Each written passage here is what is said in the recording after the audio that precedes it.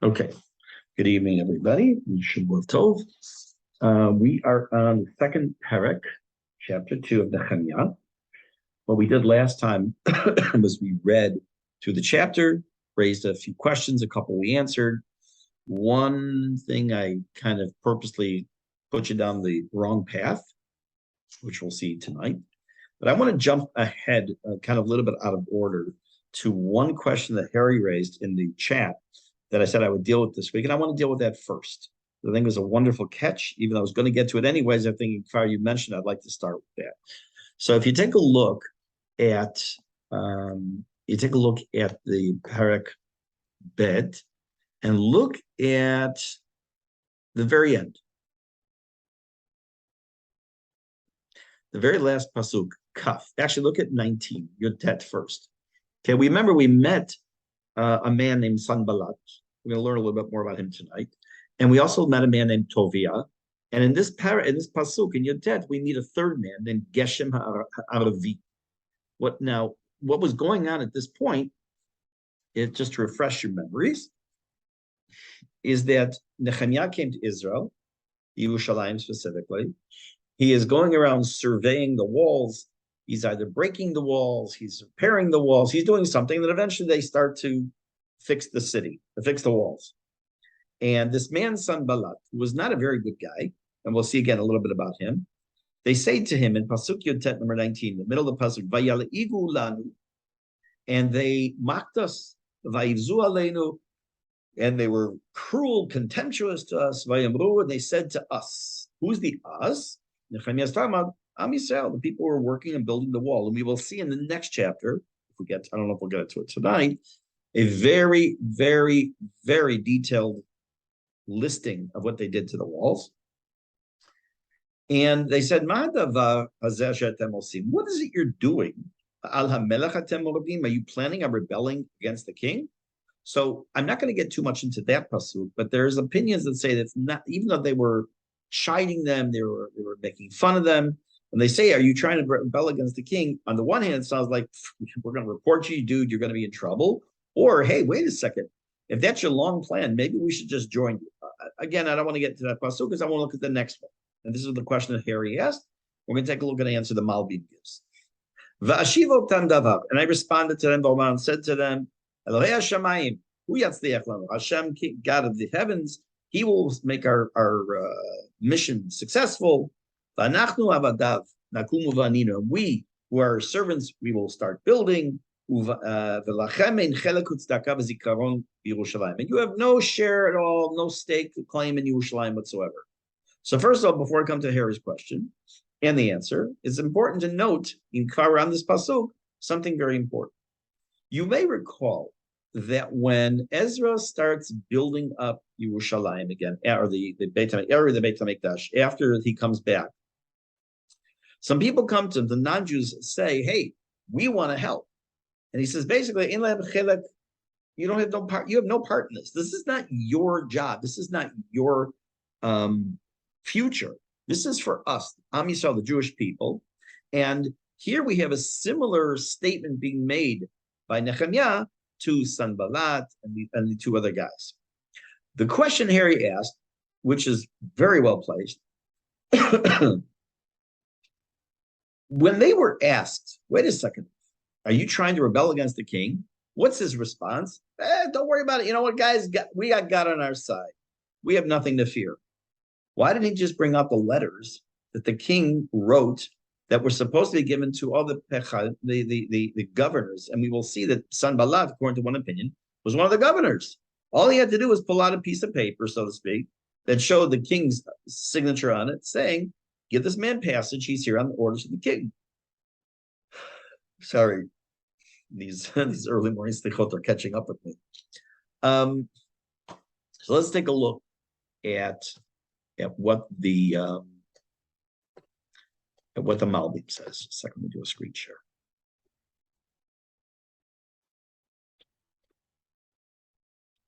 If you actually take a look before you do the screen share, take a look at the pasuk again, and maybe you'll see yourselves on your own what the potential answer might be. If you look at the words that he said, look at the words that Nehemiah uses in the text. Again, look at it. Va'ashiv otam davar. I replied to them. Va'omar lahem. And I said to them, there's two verbs. Va'ashiv, lahashiv is to respond. Va'omar from the word lomar, to say. And I said to them. So on the one hand, it's just, maybe it's the text, using a nice typical style from Tanakh, or the Malbi has a little bit of a different take. Let's take a look at what the Malbi tells us. V'ashiv davar, says the Malbim, the first thing he did, you hear this, Harry? The first thing he did was to show them the letters. We're here with the permission of the king. That's first of all. So you guys just stand out. On top of that, va'omar lahem v'chakach, and afterwards, amar lahem, he said to them, God of the heavens, Rav Salomar means to say, Lanu yesh chelek b'Yerushalayim, shi nachalat avotenu v'zikaron. This is our land. This is our Jerusalem. This is our future. We have a state, a history, and a future here in this place. Not you, and not your little dog Toto. You're not part of this game whatsoever. So the answer the Malbim gives is there's two verbs here because of the exact reason that Harry caught, which is, number one, he says, here's the page. Look at this, what the king said. We're here with his permission. Part two, and by the way, we have God on our side also. So that's what's going to happen. 1 second, please.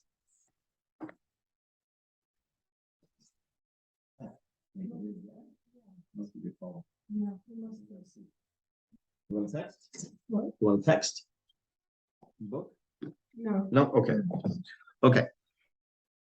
So, again, there's two statements being made here. On the one hand, he is doing exactly what he's supposed to do. Nehemia is showing a letter to these people and saying, we're here with the permission of the king. And number two, which is to show what? It's not just permission. What was their claim? Sanballat and his boys basically said, you're here to rebel against the king. And they said, no, we're not. Here's the king himself told us we can do it. On the other hand, he goes a step further. He goes a step further to say that God is on our side and that God is here for us, and you are out of the picture, which will lead us into, we're not going to do it now because we're going back now, but I wanted to jump to the end of this paragraph, which will eventually lead us into the next chapter, which is, as I said, very technical and potentially very dry, but we're going to see it's not going to be so dry. What I want to do now is I'm going to go back and look at the text again and pick up a few points that we mentioned last week. So let me just turn in my book here.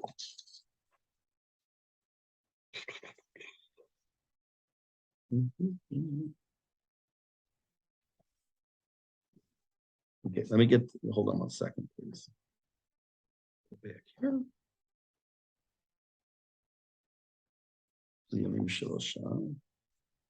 Okay, so what happens? Let's go back to, I just want to find the pasuk. It says Yamim Shalosha.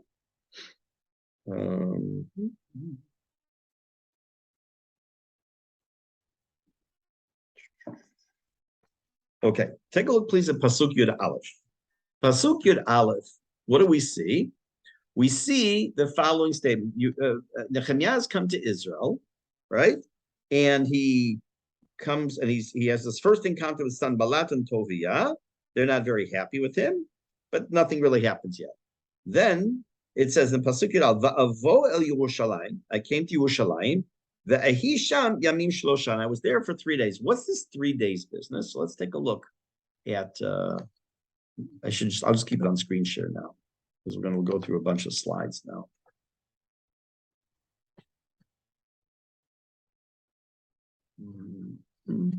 Make it big.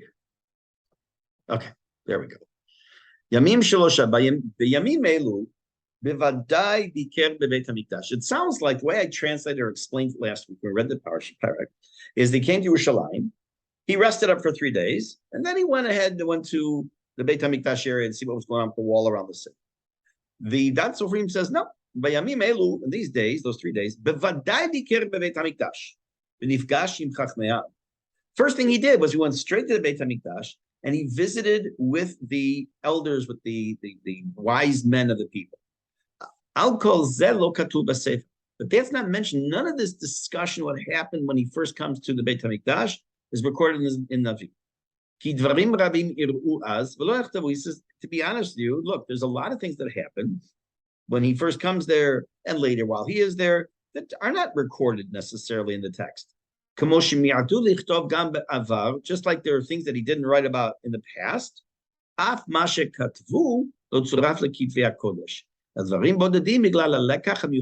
This is saying here what I've been saying dozens and dozens of times. The only thing he does right that ends up physically in the Tanakh is whatever we can get a lesson from somehow. And when we get a lesson, then it goes in the text. If we can't get a lesson, it's not something that will detract from the story or the narrative. By not being there, it's not there. If it's something to teach us, it's there to teach us, and we're going to learn from that. And that's that for this. Then take a look. Hold on. I'm a little. Hold on. I lost the place in my book here. Sorry. Okay. Let's take a look, please, at the next pasuk. Let's read a couple psukim. Pasuk, we just read, was it Yud Aleph, I think? Yeah. Okay, let's take a look at the next. Let's look at Yud Bet. Va'akum laila. And I got up at night. Ani va'anashim me'at imi. Me and a few other people. V'lo higati la'adam ma Elohai noten elibi. I didn't let anybody know what God put into my heart. Lasod li'Yerushalayim. Now, he's, first of all, number one, he's saying he's on a secret mission. He has to keep a very, very low profile. You know, they say that a secret is only when, I forgot the line. Once you tell someone, it's potentially never a secret again. Because when you tell one person, so now two people know. Two people know that could be potentially somebody else. That is something that I personally take extremely, extremely seriously. Concept of confidentiality. Unfortunately, not everyone does. And come back to bite you sometimes. In any case, he doesn't tell anybody, but he also notice what he says. I didn't even tell anybody what Hashem put in my heart to do. He's making sure we understand. He's not here just to survey. He's there literally on a mission from Hashem. I had no animal when I went out for the first survey. That's not the right word here, really. The only animal I had with me was the animal I was riding. Let's read one more pasuk, and then we're going to look at this slide in front of you.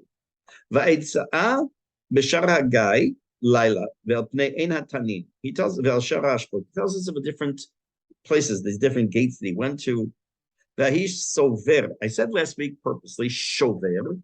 Reason being that in some texts it actually has a shin, but in most it's a sin, and we're going to see soon why it's what it really means. There are different opinions. What does this word mean? Right now I'm just going to translate it as he surveyed. I was surveying the walls of Yerushalayim that were breached. Now, again, I'm pointing out, because we're going to look at in a minute, why the word hem is hey mem, which is the normal spelling, except it's not a mem sofi. It's a regular mem. And its gates that have been consumed by fire. So now let's take a look at the screen in front of you, the slide in front of you. It says follow. Derech agav bikesh lochiach letoshvei Yerushalayim kama chalsha choma shebiyadayim. He wanted in a roundabout way to make it known to the people who lived in Yerushalayim, the Toshavim, how weak the wall around Yerushalayim really was. Shebiyadayim bilvad ifshar lifrotz b'pirtzot. That even with just bare hands, they could make breaches in the wall. Where does he come up with that? The word doesn't say that. But now, again, because some opinions are that this is shover, he would break it. In a sense, one meaning is sover, which he went to investigate. He went to do a survey of the wall. The other possibility, shover, is to break. So what the Sofrim is saying here is that he is potentially was breaking the wall, but not to bust it open and break it for sure. But he was showing people, look, the small little break, he's able to do that. So again, that he's able to make this pirza in the wall. Because many people in the city thought, they thought, look, you know what? The wall is fine. It's enough to protect us from robbers. Okay, it's maybe not strong enough to withstand an enemy. because it probably wasn't even that necessary to be able to be that strong. There was no battle going on now. They didn't have a worry right now. I mean, for example, let's say a person sets up shop. They make a settlement somewhere. Not forget Israel. They're somewhere in another country. They set up shop. They put a settlement. They build a few houses or tents, and they need a wall just to protect themselves from maybe animals, maybe robbers. But no one's going to war against them at that moment, so they don't need to have this massive wall with a moat and all these other things. So that's not what they were worried about at this point, because there was no enemy at the moment. It's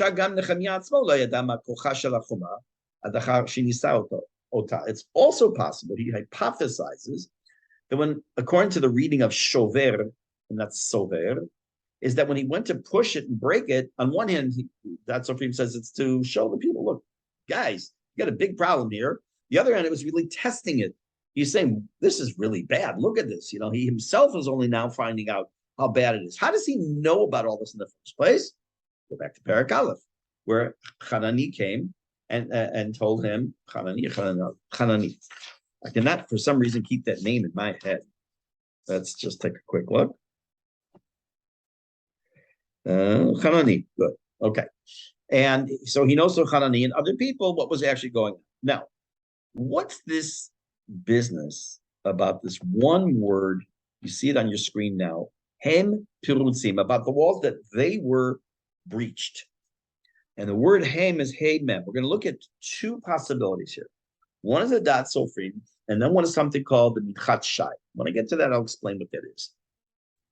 Sashem pirutzim. Yesh kan ktiv sheino mishanet hakriya. Says, first of all, we're used to the idea that there's what's called ktiv and kri. We have some words that are written one way and they're pronounced another way. The classic example is Hashem's name.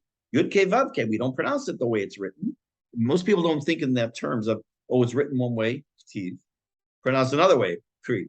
They think of other stuff, because there are many, many words like that in the Torah, in Tanakh, that are written one way and then pronounced another way. But here, and very often, that the meaning is different. But here, the meaning is exactly the same, and the spelling is the same of these two words, hem, except the fact that Hamilah hem tuval lo b'mem sofi is not written with the mem sofi, the final mem, mechuberet lemilah putzim, and is connected to the milah putzim. What does this mean? What's going on here? Etzem kavanat milim elu nir'et liot hitlatzlut amashu oseh b'shivro et hachoma.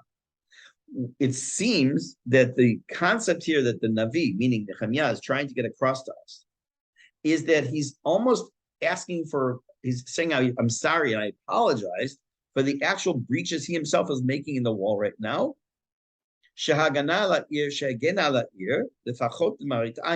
That were there, at least visually. If you looked at the wall, you wouldn't know it was weak, potentially. So now by doing these breaches, he is saying that they are being breached by me, and I'm sorry about that. So for this he notes, he says he's trying for us to understand, I'll explain in a minute, that by making these additional little breaches, by pushing some of the wall out, he's not really causing any further damage, because whoever wanted to enter the city, nichnas, could have entered already. There could also have been different type, like robbers that could have come in. Aval, nechtav al pirtzot b'shinui. It writes about the pirtzot, the hem pirtzot, in a different way, with that different mem. The ramez to hint us that even the places that were set up that had these breaches in them were in such a way that they were not even good for any form of protection whatsoever. All they were good for, was for making some form of wall, of mechitza, separation. It was there ultimately, he says, not so much for protection, not so much against a robber or an enemy, but as some way of just demarcating an area that was set aside between kadosh, holiness, and that which outside the city, non-holy. Let's say, Gam yedei elu shamru sha'ir tzricha lahitkadesh mechadash. Nehemia yisir gederot elu, kidei she'yistabku be'emtzaim. Okay, fine. So This, however, there's a different read, literally, by the Minchat Shai. Minchat Shai is a commentary, is a commentary throughout Tanakh that deals with words. He will comment on when there's a Ktiv and Kri, a way it's written and pronounced differently. He'll comment on Girsaot, on the way the words appear here versus how they appear there. All kinds of fascinating things. Is on, if I'm not mistaken, all of Tanakh. And he has a different read. He says that these two words, there's a space between them, but it's really one word. It's not that it's Haim. Let me take a look at the text in front of me.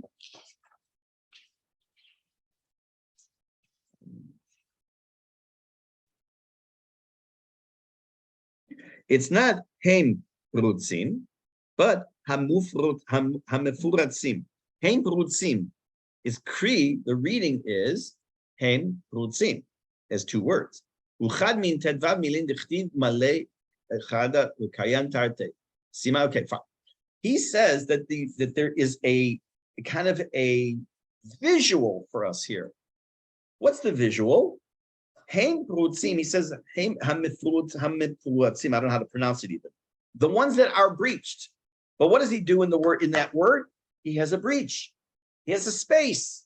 That's why it's separate. It's really one word, but in a visual way for us to see that this is a small breach. So too, there was the small breaches within the wall, which is, I think, an absolutely brilliant idea. He also tells us that as a note, and I looked for it, but I didn't really get into the whole thing. In Tirei Aleph Perek Kaf Zayin, the Ibn Ezra gives us, by the way, it's not Evan Ezra, it's Ibn, I-B-N, Ibn Ezra. The Ibn Ezra is it drives me nuts when I hear big Talmidei Chachamim say the Evan Ezra. Okay, so the Ibn Ezra gives us a list of 15 cases where you have something of similar nature in Tanakh. I didn't go through the whole thing because it's not important for us tonight. It's important, but not for us tonight. Now, what's this business of Va'ahi Shover Sover? This is Pasuk Yud Gimel, which we just did. He says in Pasuk Yud Gimel again, Vayitzei, Vayitza, B'shar Hagai, V'chulei, V'chulei, V'chulei, V'hei Sover V'chomat Yerushalayim. Kavanato Haita Leman Yachshavu Anshe Yerushalayim, Shayevu Hashover Et HaChoma, Yoru Libam Livnota Lechozka. The Mitzvah David has a very different opinion as to what this word means and what was the intention of Nehemia. He says as follows. Remember, he's doing this quiet. This is a secret mission. He has only his own animal he's riding on, maybe a couple of guys with him. He doesn't have all the people around. But what does he do? He's doing this some small additional breaches from the word shover, shin, not sin, in order that the people Yerushalayim should think that the enemies are starting to make breaches in the wall and will awaken them to rebuild the wall and to strengthen it. Meaning, he doesn't do anything that, God forbid, would endanger Am Yisrael, because that he would not do, but he does something symbolic in order to say to the people, hey, look at this. What happened last night? Let me see what the wall looks like today. And the people said, wait a minute, those breaches weren't there last night. Must be that the enemy's starting to try to quietly break through. And therefore, according to Mitzvah David, his intention was to give divrei idud, or words of encouragement, to the people to come and to fix the wall. Now, I kind of like a little spoiler alert. In the next chapter, when we get to it, probably next week, Bezrat Hashem, but when we get to it, there's over 40, I think it's 40 or 42 names that are mentioned about each little piece of the wall that each family took upon themselves to rebuild.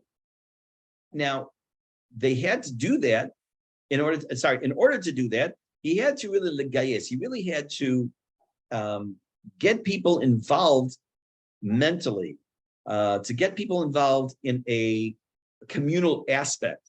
On this past Shabbat, it's only just yesterday. Yeah, wow. Rav Vendi, new Rav at the Upshul, wishing him much hatzlacha. We've spoken, he and I have spoken multiple times already. He talked about, gave a shiur about tzibur, like a community, specifically a shul, but a community, a kihila, versus the yachid or the individual. And he posed a question, and I'm not going to put it in context, just I'm taking it actually out of context for this. He posed the question, what's easier, to convince one person to do something or to convince a group of people to do something? And the answer is, and if you've ever been involved with group dynamics, you know the answer, much easier to convince a group to do something than a single individual. Why? Because a single individual is that exactly that. They may be against it. You have to really work hard to try and change their mind. When it comes to group dynamics, all you need to get is to 2 or 3 people who tend to be the ones who are leaders, even though they not be official leaders, and they get the people involved. And then all of a sudden, as a group, people say, yeah, that must be it. It must be right. Think in terms of whether it's in a courtroom, in a jury, or you think about in a community, you're talking about in whatever the situation might be. And in a sense, that's what Nehemia is trying to do here. He's trying to enlist, couldn't think of the word before. He's trying to enlist Am Yisrael to say, we really need to do this. And even though it's only a small amount of people would see these breaches, nevertheless, it would be able to have a trickle-down effect to all the other people that they would come to the rescue, so to speak. That's the opinion of Shudat David. Now we're going to take a look at the Malbim. This is a different approach. It says like this. Vahi sover. נראה שרצה לנסות את החומה הישנה, שנשארה חזקה, שלא יצטרכו לסותרה רק למלות מקומות המפורצים.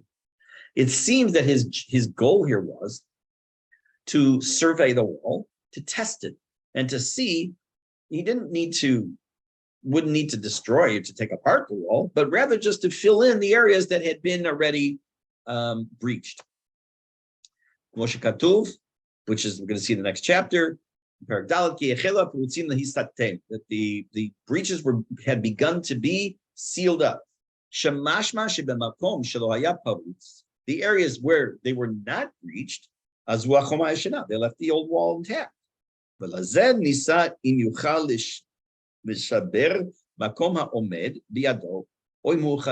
He would test it. He would test the wall to see if it withstood just his hand, just a little bit of touching, or if it was strong enough. That's his way how he reads it. This is Ibn Ezra, is Bisin Smalit. The Ibn Ezra says it was a Sin Smalit, means the way you distinguish a shin and a sin when you don't have nekudot, you don't have the dots. You should call a shin, and a shin smalit, a left-handed shin, because the dot's on the left side. What does it mean? Remember, on the one hand, the Malbim talks about lishbor, again, similar to we saw in Shudat David and others, and with different reasons though. When Shudat David said it was to encourage people, because they're going to say, oh my gosh, there's all these little breaks now. On the other hand, we have the Malbim, the first opinion of his is, yes, but to break it, not to break it, but just kind of push it to see, was it strong enough? And the final opinion here is that it's really sover, like svara, right? Svara is not savir, which means he's trying to do, meaning, me'inyan svara, she'iyem bechoma. He wanted to inspect the wall. This really works out according to my words. So the Malbim is telling us really 2 things. So between the Malbim and Shudat David, we have different approaches to what was really going on when Nehemia first comes and this first checking of the wall. Now, when we come to this up here, okay. Now let's take a look at Pasuk Yotet. We read it already. Just take a look at the beginning of it again. Mentions 3 people. First one was Sanballat. So I mentioned to you last week, there's difference of opinions as who was Sanballat, Jewish, not Jewish. So this is actually from a Wikipedia article. I brought it here because I thought it was fascinating as far as the language of the name. It's a very unusual name. So he says like this in the Wikipedia. So Sanballat or Sanballat HaChoroni, Haya Pecha. Remember, he was the governor. Mitam Mamlechet Paras. So one of the things he tells us, first of all, which I mentioned earlier, is that he was one of the governors put into place here by the king of Persia. He was one of the governors of the Sumerian area. Manhiga Shomronim, and he also was a leader among the Sumerians. Asher Yashvu b'Shomron, who lived in Shomron, hence the name Shomronim. And what was that? B'Tkufat Shivat Zion. He was active in the time period of Shivat Zion. Now, if you remember, way back when we started Sefer Ezra, which I will tell you, because I write it down, was, I think it was Hanukkah? No, it was November 28th of 2021. Interesting. Okay. So I told you back then that this time period of the Jews coming back from Bavel and then Paras back to Israel, back to Yerushalayim to rebuild Beit HaMikdash was called Shivat Zion, the time period of return to Zion. Fast forward hundreds of years, a couple thousand years later almost, and you come to the time periods of the late 1800s, and we have also the time period called Shivat Zion, same words, because again, this is the time period when the first Aliyah, the first waves of Aliyah, and Bilu and all the other, in the beginning of the Zionistic movements, the religious Zionist movement, and the non-religious Zionist movement, all these different things have their roots. The same title was used of Shivat Zion. Hashem Sanballat, this is what I want to get to. Hashem Sanballat Bavli. The name Sanballat is actually a Babylonian, and it's made up of two words, Sin, not China.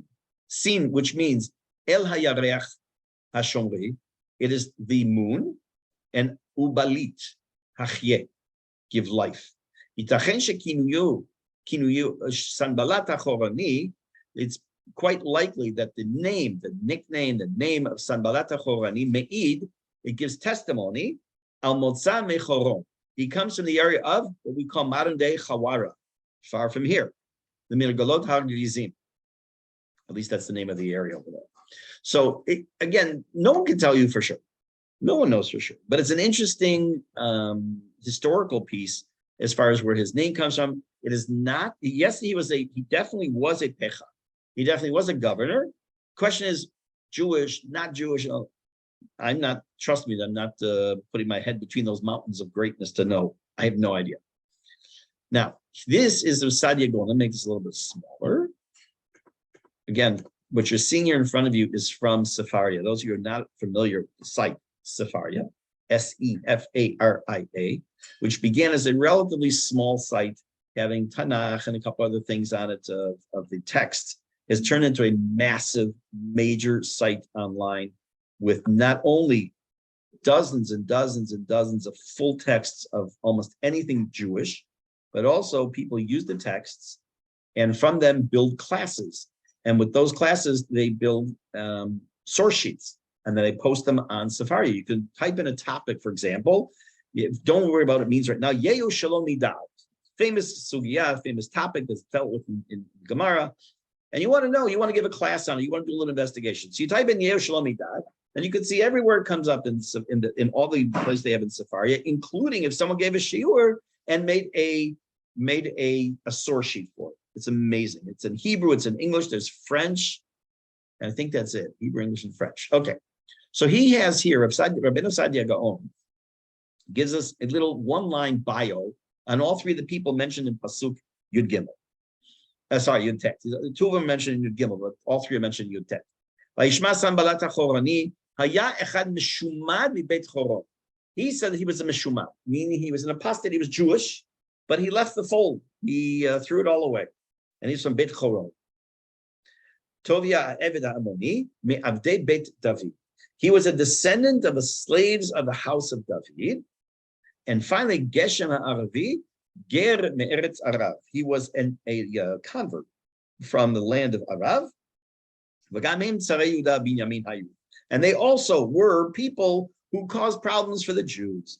We saw this in Ezra. We see this in Nehemia, that every single time the Jews tried to do something for themselves, either Sanballat steps in, Tovia steps in, Geshem steps in, the United Nations steps in, the EU steps in, the United States steps in, because we want to build our life. Nothing changes. Again, we go back to the first comment that was mentioned in the Datsel frame, that is important for us to know because of a lekach, because of a story, or rather a lesson that we need. That's what's in Navi. Whether it's in Sefer Nehemia, Sefer Ezra, or it's in the year 2022, Tafshin Pei Bet, almost Tafshin Pei Gimel, it's the same story over and over. Okay, I want to read something to you. I came across, I really liked it. that has to do with this chapter. And I'm just going to read it. It's called Good and Evil. Now, I've told you before that there is a concept in literature and in Tanakh, and you cannot mix the two up. Like, obviously, the Tanakh is a part of Jewish literature, but one is the word literature is two chols, two weekdays, so to speak, right, as opposed to kodesh. So there's a concept in literature and a concept in Tanakh of something called a milah mancha. Again, for those of you who don't remember, milah mancha is a word or a phrase that repeats itself multiple times throughout a chapter, throughout a book, in order to be bolet, to be pronounced, to teach us a lesson. So I'm just going to read this to you. In closing, it is worth noting that the words ra and tova, evil and good, each appears 7 times over the course of chapter 2. For those of you who are paying attention, and I know I read this in bits and pieces and all, but if you paid close attention, you will have noticed that the words ra, evil, and tova, good, have appeared each 7 times in all of 20 psukim. Moreover, these terms are used strategically in that they highlight the range of emotions throughout this dramatic chapter. When Nehemiah fears the worst for his people, his facial expression is described as ra'ah. Remember, he says, why your fanim ra'ah? When he finds favor in the king's eyes, Nehemiah formulates his request as if it is good in the king's eyes. Sanballat and Tobiah perceive the news of Nehemiah's impending arrival as a great evil, ra'ah gedolah. After a successful reconnaissance mission, Nehemiah describes his activities as having been inspired by God's goodness.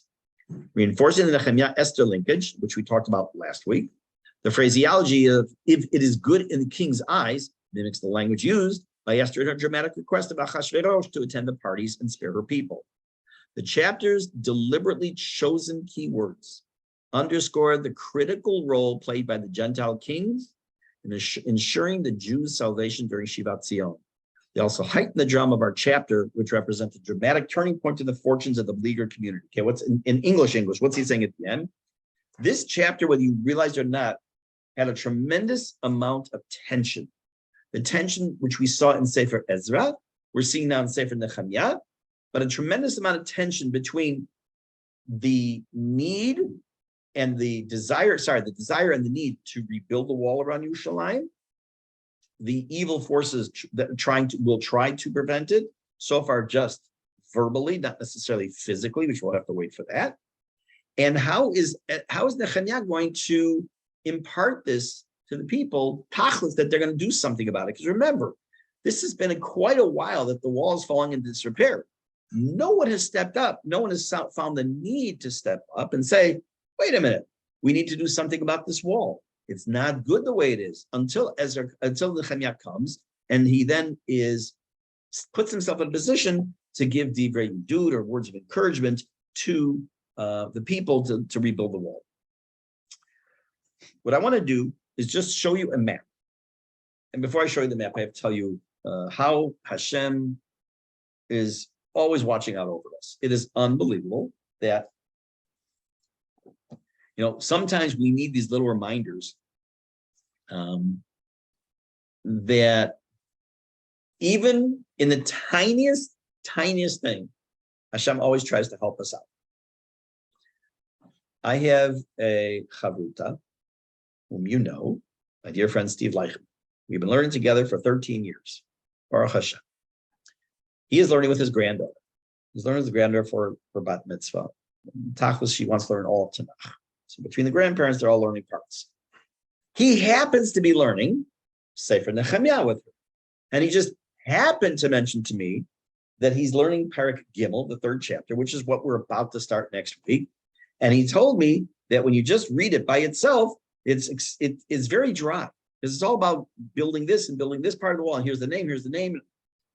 And he got himself a tour guide that I'm going to show you a map for in a minute, that basically went through this map and said, okay, here's this pasuk, and they actually walked the city to take a look at what was going on. Now you'll notice that this map I'm showing you is sideways because its original form, you wouldn't be able to read it. We're going to start talking about this Bezrat Hashem, I think next week. Let me just double check. We got lots of stuff coming up, Baruch Hashem. Hold on. September 11th. we should be okay, Bezrat Hashem. And all these names and all these places, again, as you read the parak, it could be very dry. But what we're going to try to do, I wish I could do a field trip. Maybe we could do that one day, Bezrat Hashem. What we're going to do is follow through with this map and say, okay, here's what they did here. Here's where it is relative to what we know currently. That's the goal, Bezrat Hashem. We'll start that hopefully next week. And as always, I'll send out the link just before class. And see you, Bezrat Hashem, then, or I'll see you on Tuesday evening for Tanya, or I'll see you on Wednesday morning for Mesilat Yesharim, or I'll see you in Shul or in the street. All right, everybody. Have a wonderful evening. Thanks for being here. Thank you. All right. Be well, everybody.